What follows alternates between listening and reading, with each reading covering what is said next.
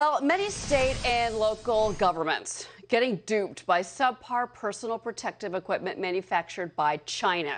Christina Parts-Nevelis joins us with something we've been talking about for quite some time. Christina.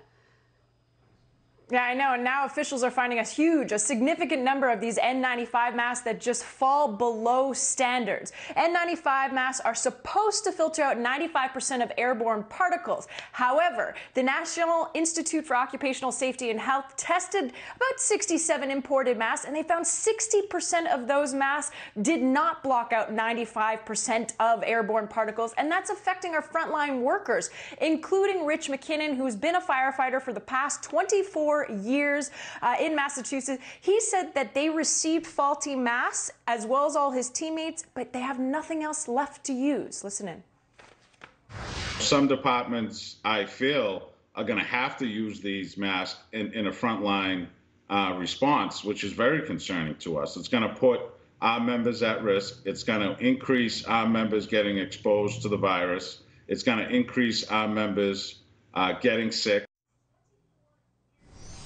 States are rushing to fill the gap and get masks for their frontline workers, which is why they're importing them. You have California spending almost $1 billion on masks from BYD, which is a Chinese firm, so they are manufactured in China. You have Illinois spending $17 million. Missouri, they've already spent $8 million, and they've had to recall a lot of their masks because they were found to be faulty. And then Louisiana as well, spending more than $40 million. The fact that we have so many faulty ones that have entered our market, you have volunteers stepping up to vet the process. There's one project called Project N95.